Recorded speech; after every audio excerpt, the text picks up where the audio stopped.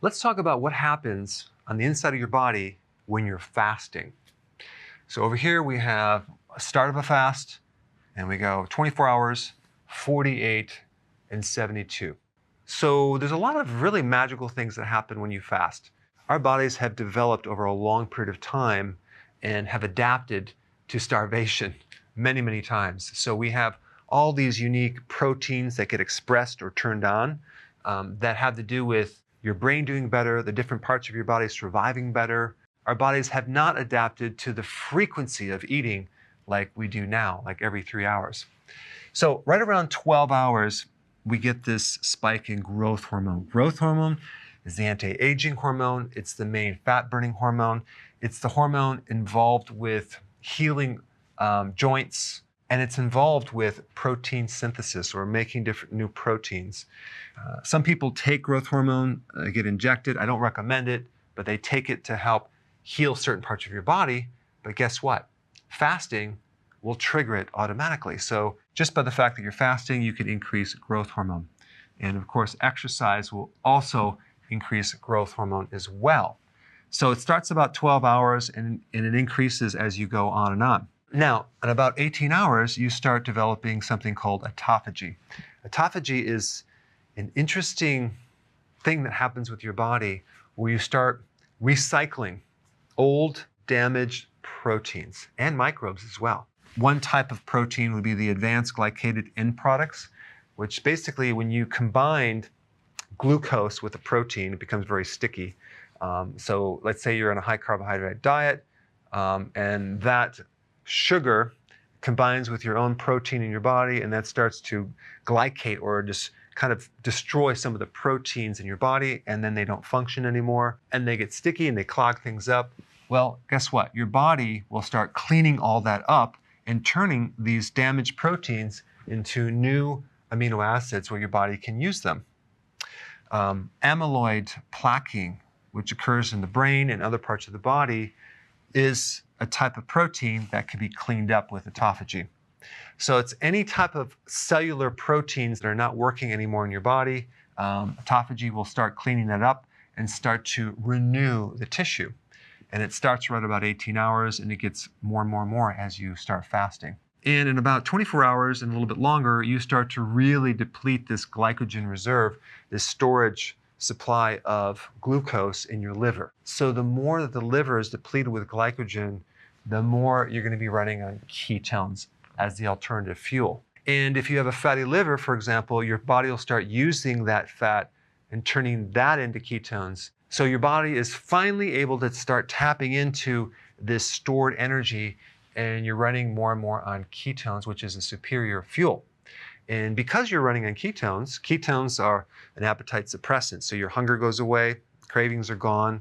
They're antioxidants, so you're building up your antioxidant reserve. They provide more oxygen, so your body is running on more oxygen, less CO2. It's more efficient. And because ketones are a much more efficient fuel than glucose, the thyroid does not have to work as hard. And you may find that your T3 is a little bit lower, but the thyroid stimulating hormone is normal. And all that means is your thyroid is adapting to this new type of fuel. Now, some other cool things that are happening right around 24 hours is that your inflammation is dropping significantly.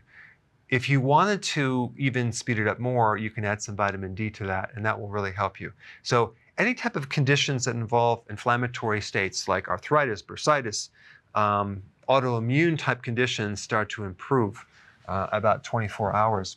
You start getting more gut healing because the gut now doesn't have to work so frequently with the gallbladder being stimulated and the pancreas stimulating its enzymes. The gut finally has a chance to just chill out. So if you have this condition called SIBO, which there are microbes in the small intestine, and they should normally be in the large intestine, that starts to become corrected. You start increasing stem cell in the gut, so your gut starts to heal. The heart loves ketones way better than glucose, so you start getting improvement in the cardiovascular function and as well as in brain function. There's something called BDNF. This is a factor that helps make new brain cells, so your brain starts to repair at 24 hours. As you keep going on, you would think you're going to be losing muscle protein, but that's not really what happens because your body becomes more efficient. And there are certain genes that are sparing proteins, so it's not using muscle protein. So the efficiency of fuel is much better. Plus with autophagy, you're using the old damaged proteins and giving you new proteins. So the combination is really good. So the amount of nutrition that you really need to run the body is a lot less because the body just dials down and it can run on a less amount of nutrients. So that's a positive thing. Now, the other thing that happens during autophagy is that you're also cleaning out microbes and fungus and mold and yeast. And to kill off those microbes, your body develops certain oxidants, and you also have antioxidants on the flip side. So your body actually makes things like hydrogen peroxide to kill off microbes, but it also, on the flip side, makes its own antioxidants to actually protect the body against the oxidation. So we have this entire balance. It's only when we have lower amounts of antioxidants and higher amount of oxidants that we get this thing called oxidative stress, which things start breaking down. But when you're doing fasting, you're getting a nice balance of more antioxidants and your body's starting to heal. Now, when you get to 48 hours, you really start to stimulate the stem cells. These are undifferentiated cells. In other words, they're cells that don't have a purpose. So they can turn into this tissue or that tissue depending on what the body needs. So you start to stimulate the stem cell and get more healing and more repair, more anti-aging. You also get decreased risks of certain types of cancer. You get shrinkage of certain tumors. You start making more mitochondria.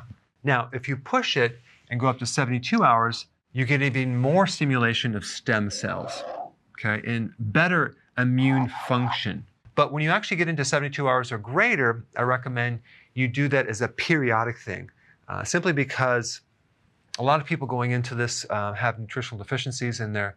If you jump in too fast, you can get a little bit dizzy, you can have some side effects, so you want to gradually do this over a period of time. But those are some general things that happen when you're fasting. I recommend doing intermittent fasting on a regular basis, okay? And probably a good average pattern of doing this would be going 18 hours of fasting with a 6-hour window. So you would eat and then wait 6 hours later and then eat and then fast for 18 hours. This would be a really good pattern to follow. And then you can actually make it more strict over time depending on how you do. Then what you can do is periodic prolonged fasting to achieve additional health benefits, whether it's for your immune system because you have an autoimmune problem, or you just want to look younger with your skin, or you want more brain cells, you want better heart function, better gut function, or let's say you have cancer and you want to improve that. Because one thing that fasting will do is it will increase your resistance to stress.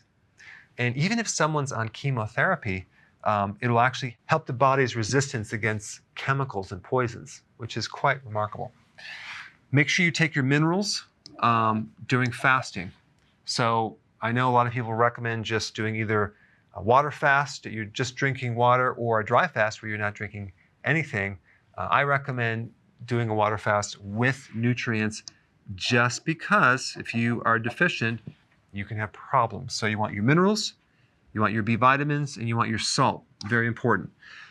Right around 8 o'clock in the morning, you have the spike in cortisol.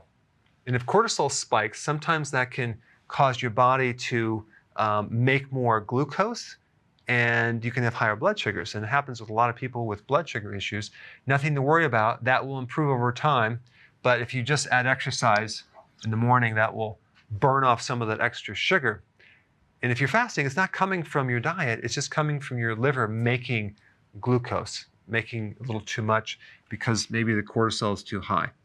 Okay, so just wanted to point that out, and I have videos on that. I'll put a link down below. It's called the dawn phenomenon.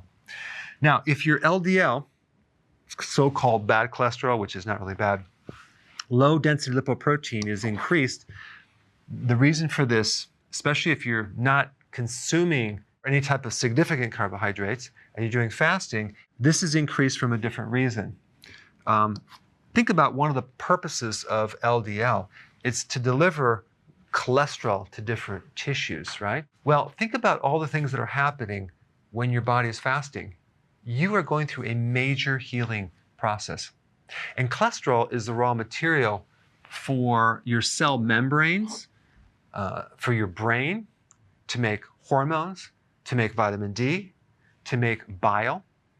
40% of all the cholesterol in your body is there to supply the membrane of your cells, which is essential to protect the cell and allow for things to go in and out of the cell. So maybe one of the reasons why your body might need the cholesterol to be transported through this carrier protein is healing the cellular membranes. Or it could be that it needs to have the raw material to make more hormones. I would not worry about that. If you are concerned, there are various tests that you could do to determine what's happening to this cholesterol. Is it doing damage or not? But I would not worry about it. But anyway, I wanted to create a video just to kind of show you what happens to the inside of your body when you're fasting. Thanks for watching. So if you want more knowledge on how to create a healthy body, subscribe now and get daily notifications.